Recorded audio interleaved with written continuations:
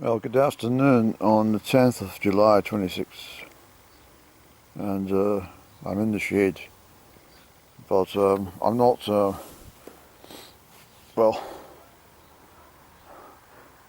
Nilla's in there, she's in the shade as well, because it's warm, it's pleasant, it's 25 degrees, maybe 24, 25, and there's a nice breeze, it's just a wonderful summer's day. But if you check out the news headlines anywhere in Europe, or check out the internet, YouTube for example, hell knows what social media is like, but it must be absolutely pandemonium. But I can't believe that so many people cannot apply the simplest logic to a situation as to what's occurred in the last few years. It's really quite sad, it's quite frightening actually. It seems to have tipped the balance from people with common sense and those who cannot think for themselves unless it's spoon-fed by the media or these lunatics in the weather stations throughout Europe. It's gone beyond the joke actually. I'm grateful that I've got a brain and can see through all this. It's not because I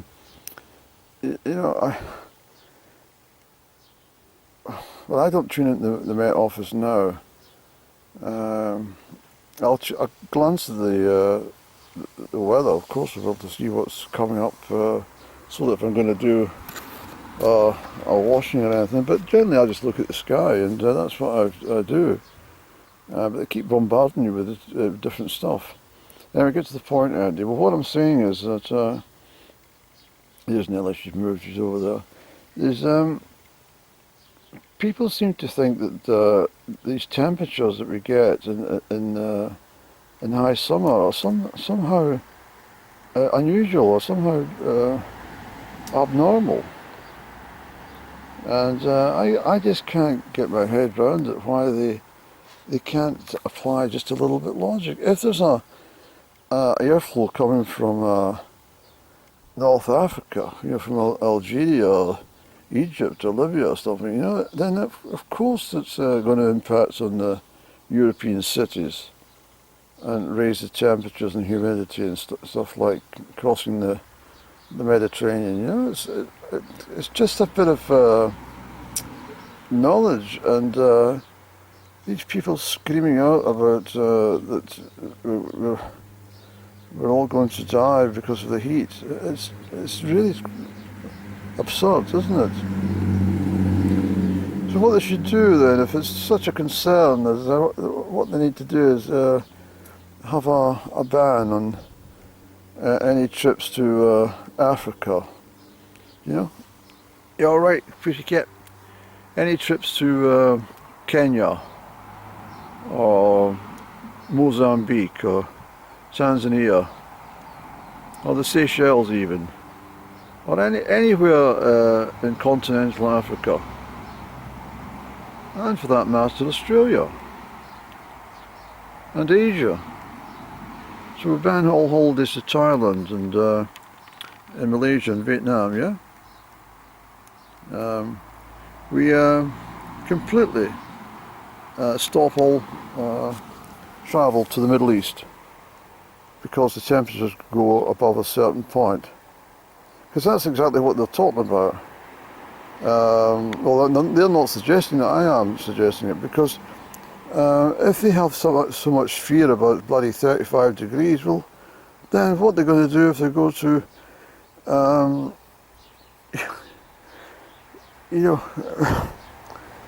some parts of the Horn of Africa or something. If there's any purpose to go there, if there's any reason to holiday there, I mentioned Kenya because it's most likely that that's the sort of places that people would holiday to. Not very few people will go to Somalia or Eritrea or Ethiopia for the holidays. And I'm sick of it. Every time you turn on the internet to view anything, it's filled with bloody nonsense. And what's more annoying is more and more of these amateur weather people have cropped up over the last couple of years, and they're all singing exactly the same song.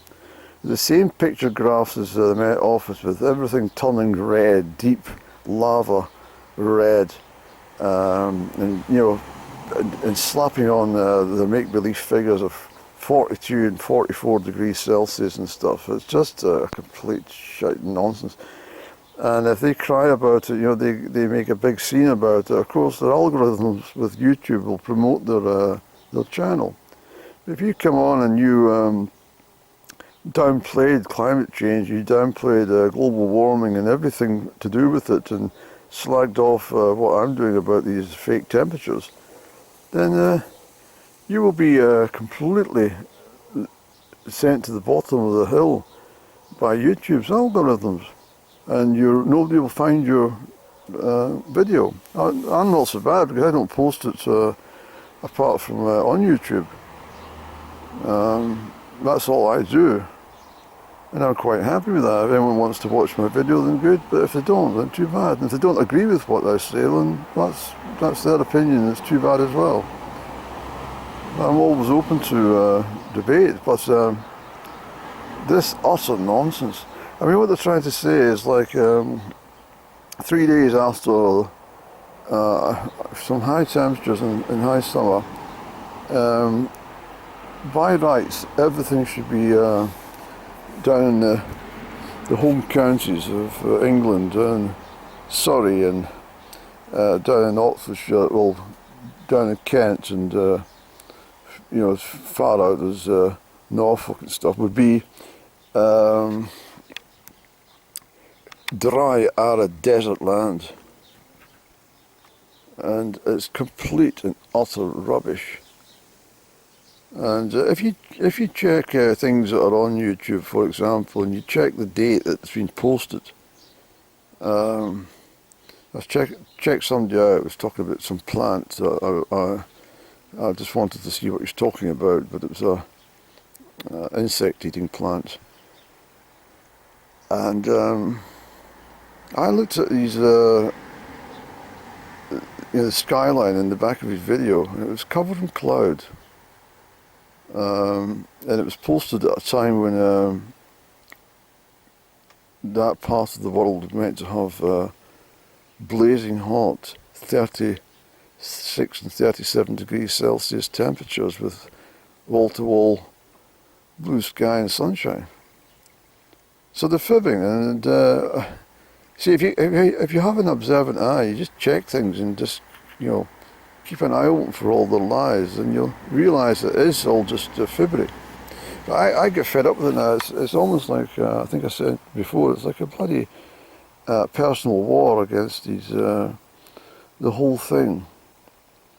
And I mentioned before that they're using the weather as some sort of head management tool to fuck up people's ability to think straight. All these people who fall for it every single time, and not once do they question it, not once does anyone cry out and say, has the Met Office ever produced a live reading on television to show them reaching this magic temperature that they keep bloody talking about? And as I said before this year, every time it happens, this so-called heat wave, they press for another extra couple of degrees each time.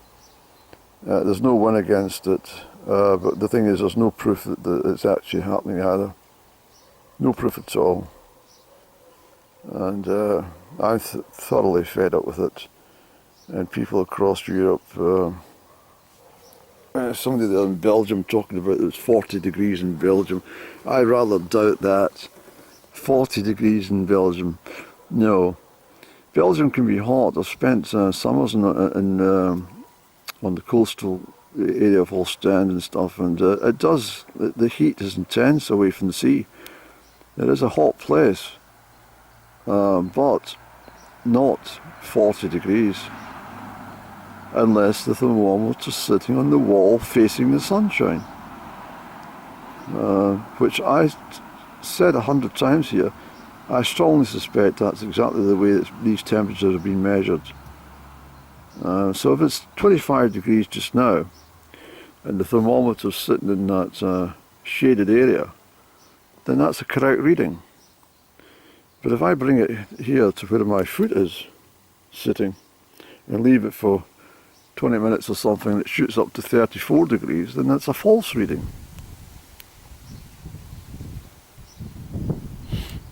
Where's the cat going, Annie? Oh, she's away over there. She likes my new cleared area. There she goes. She's away in there, she's got a fright. She got a wee fright. All these people come up the path and she got a wee fright, Andy. She's come over, she knows she's safe with Andrew. Yeah, she got a fright and she went away into the bushes. So I said, it's okay. Isn't it okay, Nana?